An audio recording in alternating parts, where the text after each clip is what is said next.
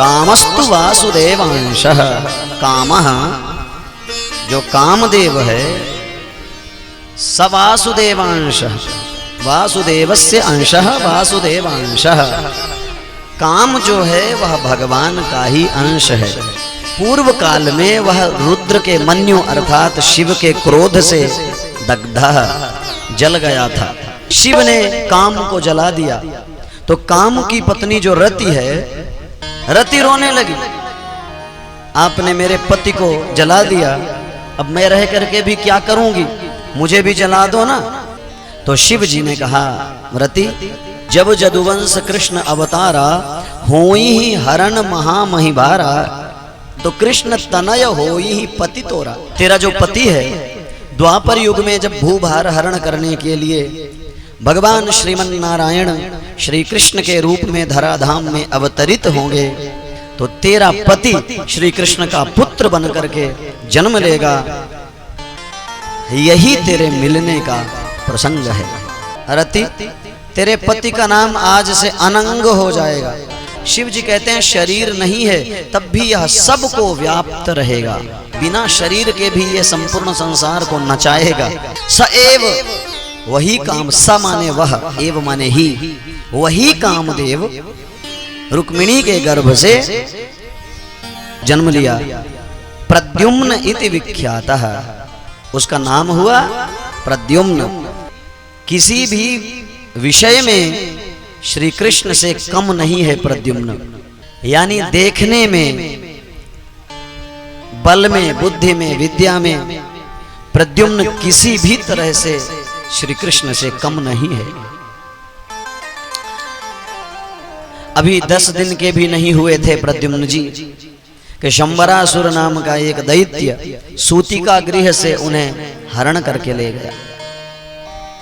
उसे पता लगा कि श्री कृष्ण के पुत्र के द्वारा मेरी मृत्यु है, तो सूतिका गृह से ही मायावी रूप बना करके शंबरासुर प्रद्युम्न का हरण करके ले गया। महल से लेके जैसे ही निकला आकाश मंडल में निकल करके सोचा कि चलो खड्ग ले करके इसका सिर काट देता हूं। तब तक नारद जी आ गए। नारद जी ने कहा, ये बालक किसका है?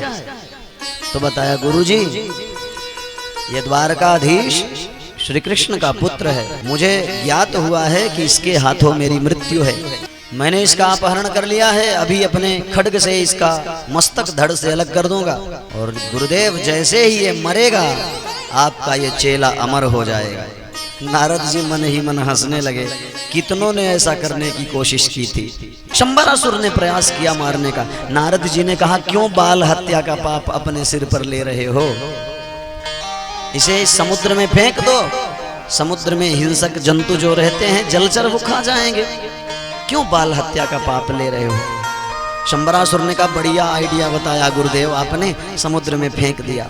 समुद्र में उस बालक को एक बहुत बड़े मत्स्य ने निगल लिया, बहुत बड़ी मछली ने उस बालक को निगल लिया। उस मछली को मछुआरों ने पकड़ा, बाजार में बेचा, तो शंबरासुर के रसोइये ने खरीद लिया और ले जाकर के उस मछली को शंबरासुर की रसोई में रखा। जब उसको काटा गया तो उसमें एक बालक निकला, मनुष्य आकृति वाला। शंबरासुर को बताया गया, शंबरासुर ने उसका नाम रखा प्रद्युम्न। और शंबरासुर के रसोई में एक स्त्री दाल भात बनाने के लिए स्पेशली रखी गई है, उसका नाम है मायावती। शंबरासुर ने कहा कि उस मायावती को कोई संतान नहीं है, तो ये बालक उस मायावती को दे दो। और ये मायावती कोई और नहीं, ये कामदेव की पत्नी रति ही शंबरासुर के रसोई में मायावती बन करके रह रही है। दृष्ट्वा तदुदरे बालम मायावत्यै निवेदयन्, उस बालक को मायावती को दे दिया। और मायावती का नाम मायावती इसलिए है कि इसे विविध प्रकार की माया आती है, हर प्रकार की माया का प्रयोग करने में ये बड़ी निपुण है, इसलिए इसका नाम है मायावती। इसने अपनी मायावी विद्या के द्वारा उस छोटे से बालक को शीघ्र ही बड़ा बना दिया। बहुत ही थोड़े समय में प्रद्युम्न जी युवा हो गए। जब बड़े हुए एक दिन नारद जी आए और मायावती से बोले, जिसे तुम अपना पुत्र समझ करके वात्सल्य के भाव से पालन पोषण कर रही हो, यह तुम्हारा पुत्र नहीं है, यह तुम्हारा पति है। और बोले, ये श्री कृष्ण के पुत्र साक्षात कामदेव प्रद्युम्न बन करके आए हैं और तुम मायावती नहीं, तुम रति हो, तुम कामदेव की अधिकृता पत्नी हो। जब से रति को पता लगा कि ये हमारे पति हैं, तो उसके भाव भंगिमाएं बदल गईं। अब तक वात्सल्य के भाव से वह प्रद्युम्न जी को देखती थी, अब वह श्रृंगार की दृष्टि से देखने लगी।